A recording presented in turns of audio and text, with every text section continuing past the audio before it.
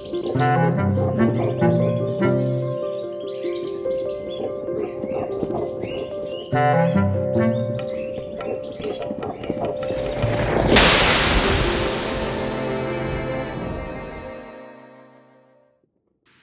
friends, this is the continuation of my Mago series.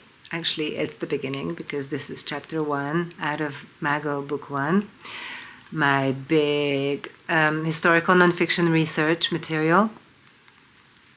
So, Mago 1, it's one book, Mago book 1, Mago book 1. Hi, so I'm really happy to finally begin this vlog, which is based on my long-term research material that I had been writing since I finished it already last year. So I was writing this book really for quite a long time because I was looking for ways to tackle the question. It's a huge question, and actually in the beginning I didn't even quite know how huge it was, and then it just developed into this really complex, beautiful story, which I call King, Priest, Girl, Beast, and it's through 4 portraits of 4 amazing people living at the same time, and their stories interconnected. Through their 4 stories, we can actually see quite clearly through these archetypal figures, a king, a priest, a girl, and a beast, we see the entire complexity, actually the basic structure of the complexity behind European politics in the 15th century, in the 1400s, the height of the Renaissance, which is absolutely reflective of our current historical political situation. It's absolutely reflective. We're in the same situation. The same guys, the same players, the same stories are being played and replayed over and over again throughout history. These are archetypes, archetypal characters, archetypal character constellations, as I extensively write in my PhD. That still hasn't been accepted by any university, so I'll be really happy if this happens at one point. So archetypal character constellations in the Renaissance that we're talking about in Mago book 1, and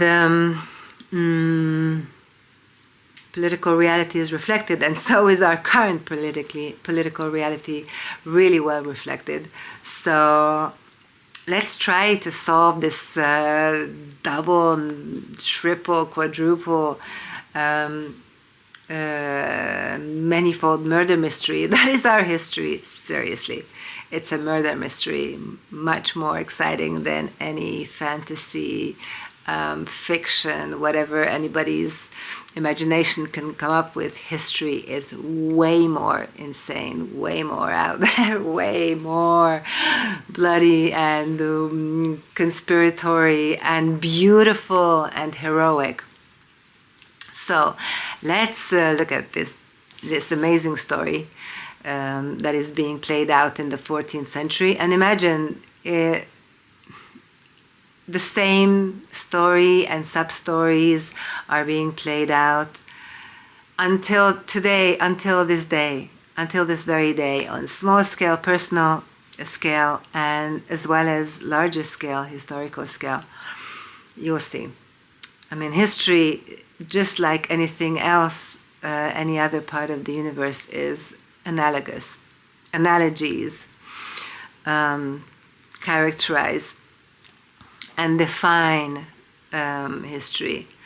So comparative history, holographic history is very, very important. It's very important to pay attention to our own private, personal stories, analyze them and try to understand them, because they help us understand big history, and vice versa.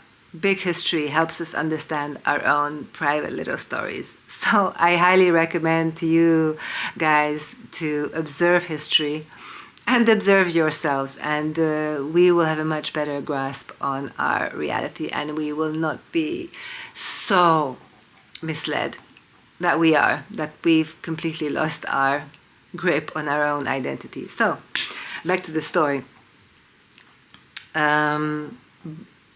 Mago Book 1.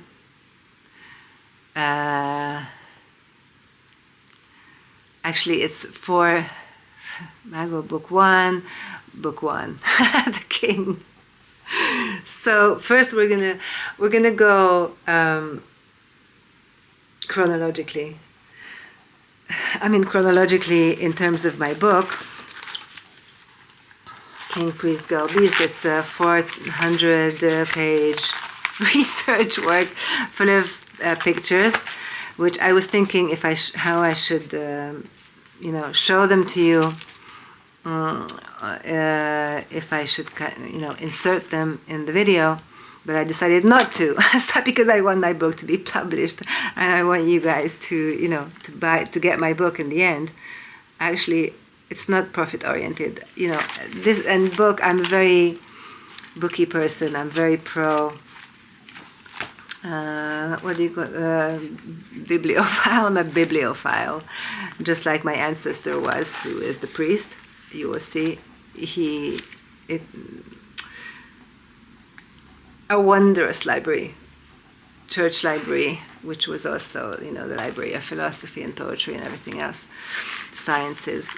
And in the Renaissance, it was under his supervision, let's say, my ancestor. But we will get into it this in the pre-story. But here we begin with the king. To begin with the king is also to end with the king, because the king is somebody that we are all waiting for, the kingdom. And in religious circles, they know exactly what this means. Certainly Christianity says we're waiting for the second coming of Jesus Christ, which is true. In Judaism, they know that the Messiah is to come, the Messiah, the Mashiach, or the Mashiach, who is the king. And make no mistake, king is not male. It's free of gender. King, or it's not king or queen actually. A king is a ruler, and every man and every woman is a king who takes full control and responsibility for their own actions and words and world. It's almost impossible, but not 100%. And that 1% possibility is actually, it's what is it? It's when you have to do something, it's compulsory. You must take control. That's human. That's the task of human life. Ultimately. So the king, maybe this is even like a long introduction into Mago 1. No. So we're going to talk about, now let's get to the point, the king. Why are we beginning with the king and ending with the king? Because the kingdom is the beginning and the end, the alpha and the omega. What is kingdom? After we get into the persona of the king here, who is the Hungarian king, in Hungarian is Magyar. It's not Hungarian. We don't call ourselves Hungarian. We call ourselves Magyar. So the Magyar kingdom, in the Magyar language, right, the language of the king that we're talking about, which is the most ancient language according to a certain linguistic research that proves that Magyar contains the highest percentage of radixes. Anyway, we're going to get into this in the next episode.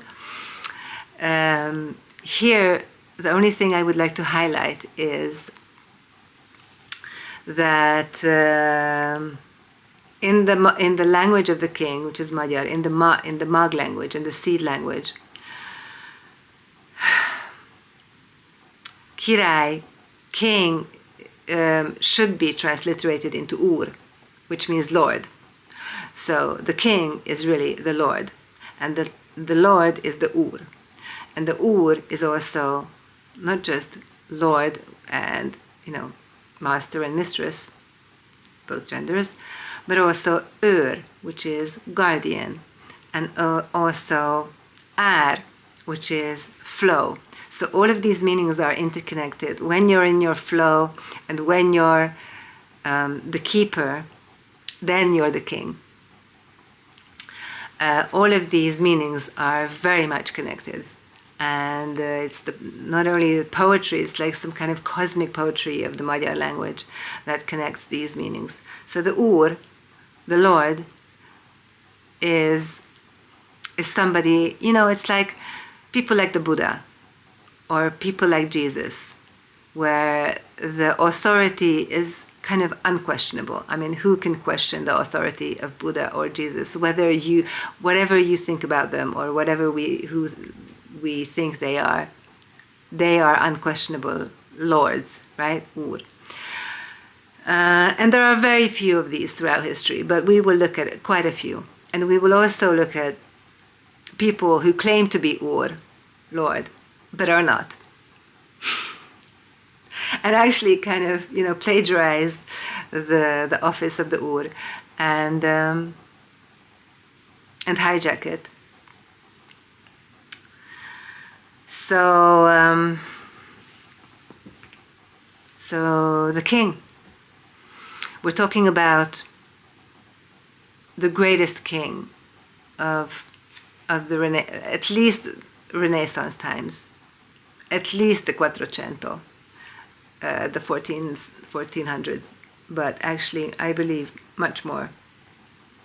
This king was the úr of, I would say, a good 1,000 years. A good 1,000 years. He was the last real sun king that we know of, descendant of the ancient sun kings, Magi kings, who were such radiant people that they didn't only radiate in their own times, but they radiate across the ages, across centuries, and in the end, millennia. But this king's story has been particularly forged in a way that it was actually belittled, kind of hushed up. His significance and his country's significance highly belittled, and his fame neglected, swept under the carpet, let's say, swept under the really dirty carpet of the past 500 years. So,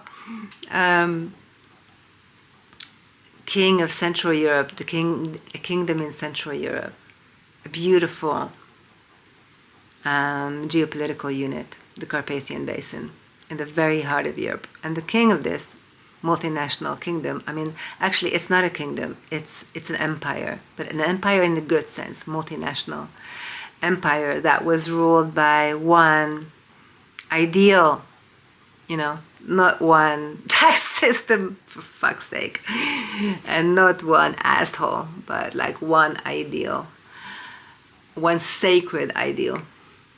We will talk about this in the next episode in greater detail. But so here's the king, the ruler, the úr of the Central European geopolitical unit, the Central European Empire of the Mag, the Magyar Kingdom, Birodalom, the Magyar Empire. This was the strongest empire in Europe at this time. Make no mistake, financially, culturally. Make no mistake, I'm not joking, it's not Italy, no. It's this other kingdom. that is based on sacral rule. Unlike Italy, for crying out loud. You know, what are you talking about? Like already there were the Medici popes and stuff at this time in Italy. And what Europe, like with the Holy Roman Emperor Friedrich Habsburg. I mean, you're joking. He was like, oh my God, everything but an Ur. So, the last mage king of Europe, Matthias of Maguria, Hungary, was this amazing guy, a hero, a true hero. What is a true hero? Like I said, Ur. When the Ur appears in history, whether man or woman, a real hero. So let's contemplate for a second. What is a real hero? What do we think a real hero is today? And now I will begin the story of King Matthias. Peace.